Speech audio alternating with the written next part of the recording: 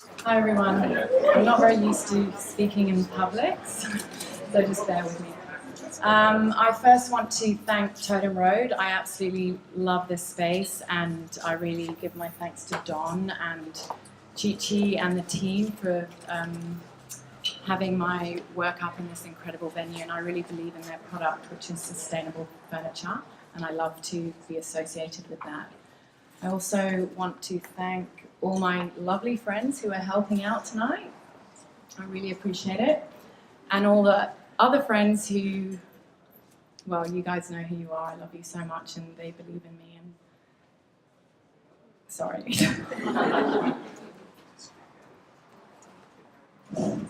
Got this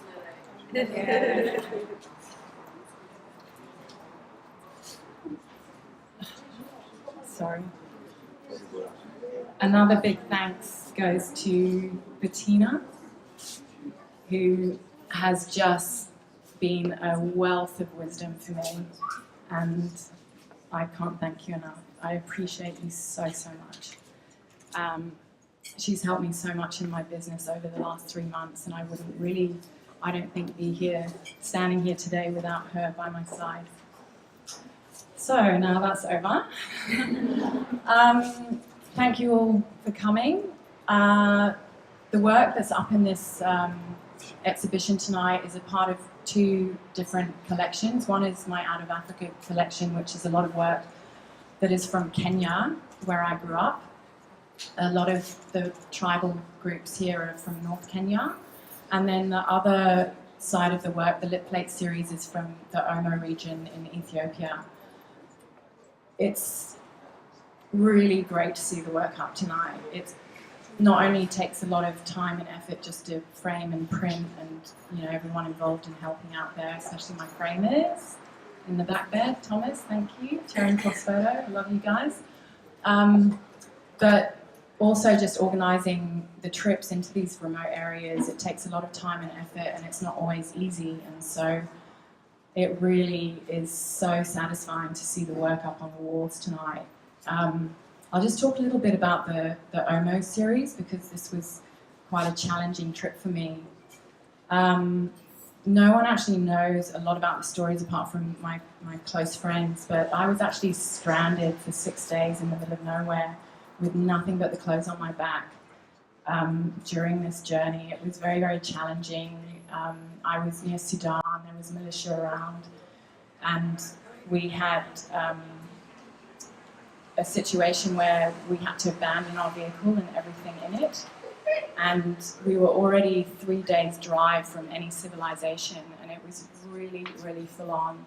And I ended up we tried to dig our car out of the mud for 8 hours, and that didn't work, and then we had torrential rain, and then after that we ended up, my guide and I, having to make the decision to abandon absolutely everything, all my camera equipment, everything, and just take whatever we could carry, like water for instance, and not very much else, and just walk in the bush in the middle of nowhere. And we had no radio contact, we had no signal on our phones, like we were pretty much in a very dire situation, and we ended up walking for 8 hours in thick black cotton soil, which was like a military assault course. It was really full on, like it was terrifying in some aspects.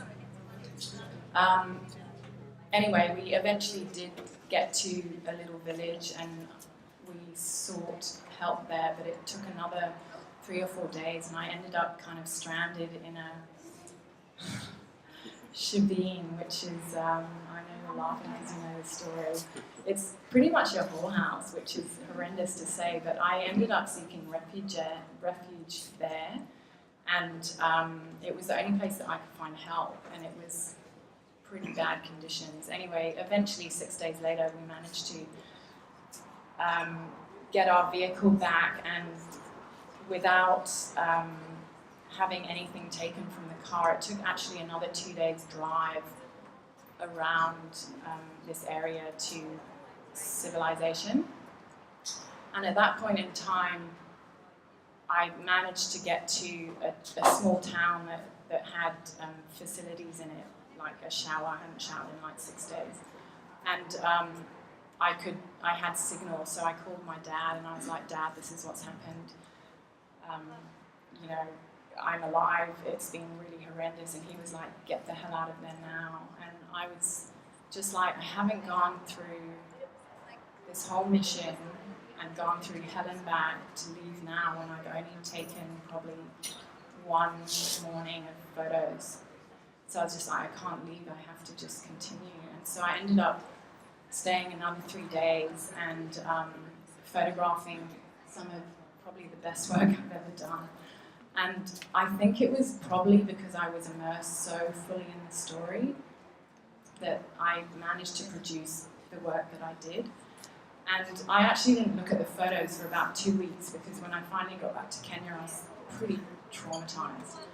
And my sister was like, look, you've got to look at the work, you've got to see what you've got there. And I was just like, oh my God, I just don't want to relive it. And when I did, I couldn't believe what I had caught on camera. It was amazing. And this is where the Lip Plate series has come from. So for me, seeing all this work,